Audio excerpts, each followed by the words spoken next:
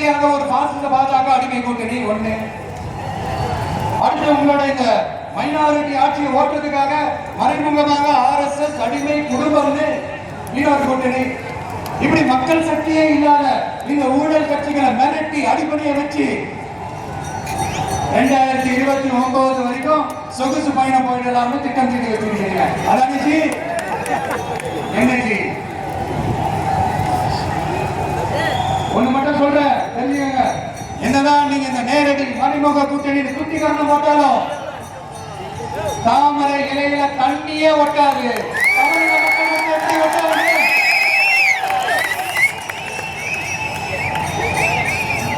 இங்க ஒரு MP சீட்டு கூட தரலன்றதுக்காக தமிழ்நாட்டுக்கும் தமிழ்நாட்டு மக்களுக்கும் எதுவுமே செய்யாம ஓரவஞ்சனை செய்யுது இந்த ஒன்றிய பாஜக அரசு.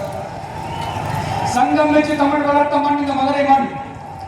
அதனால இங்க அந்த கீழடியில கிடைச்ச ஆதாரங்களை எல்லாம் மறைச்சிட்டு எங்க நாகரிகத்தையும் எங்க வரலாறையும் அழிக்கிறதுக்காக உள்ளடி வேலை செய்யலாம்னு நினைக்கிறீங்க. தமிழ்நாட்டை தொட்ட என்ன நடக்கும்ன்றீங்க பல உதாரணங்கள் இருக்குது. அதனால இதையெல்லாம் மறைச்சிட்டு எங்க மக்களை ஏமாத்திட்டு மட்டும் நினைக்காதீங்க. மத நல்லிணக்கத்திற்கு பெயர் பெற்ற இந்த மதுரை மண்ணிலிருந்து சொல்றேன், உங்க எண்ணம் எல்லாம் ஒரு நாளைக்கு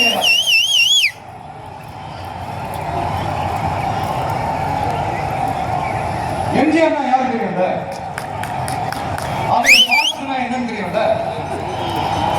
அவர் உயிரோடு இருக்கிற வரைக்கும் அந்த CM சீட்டை பத்தி ஒருத்தராலையும் நினைச்சு கூட பார்க்க முடியல, கனவு கூட காண முடியல.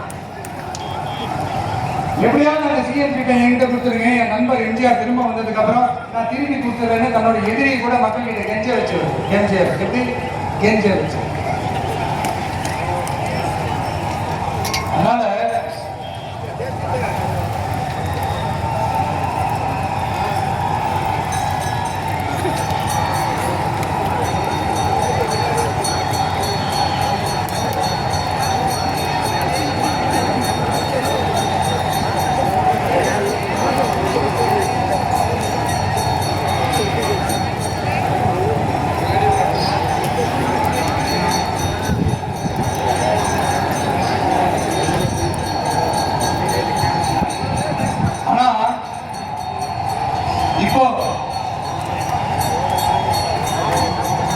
அவர் ஆரம்பிச்ச அந்த கட்சியை, எம்ஜிஆர் அவர்கள் ஆரம்பிச்ச அந்த கட்சியை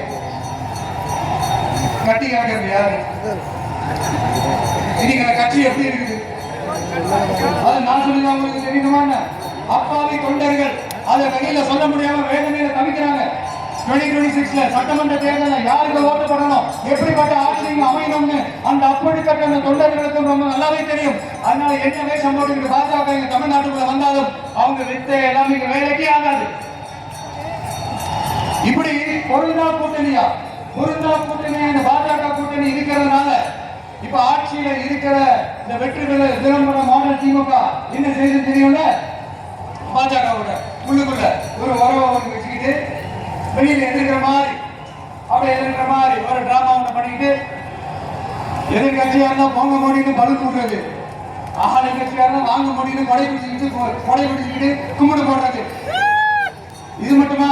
ஒரு ரைடு ஒன்று வந்துட்டா போதும், இது வரைக்கும் போகாத ஒரு மீட்டிங் அதை காரணம் காட்டி டெல்லிக்கு போறது, அங்க ஒரு சீக்கிரம் மீட்டிங் நடத்துறது.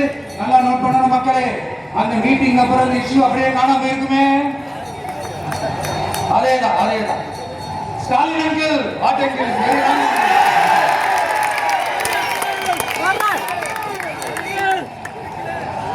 இப்படி தமிழ்நாட்டில் இப்ப நடக்கிற இந்த ஆட்சியினுடைய லட்சணத்தை பார்த்துக்கிட்டு நாம எப்படி சும்மா இருக்க முடியும்?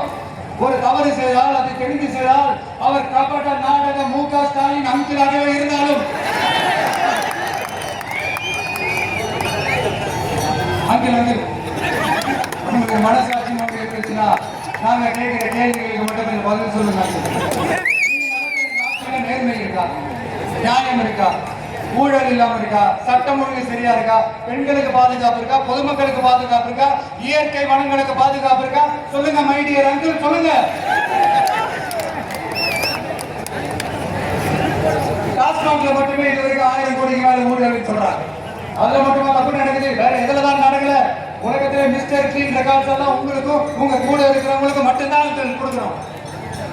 இதை பார்த்து வாயே இல்லாத ஊரு கூட வயிறு வலிக்கு சிரிக்குது. பெண்களுக்கு 1000 ரூபாய் கொடுத்துட்டீங்கன்னா போதுமாங்கள்.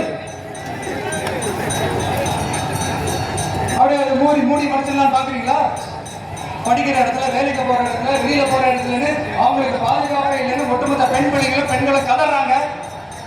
அந்த கதற சத்தம் தான்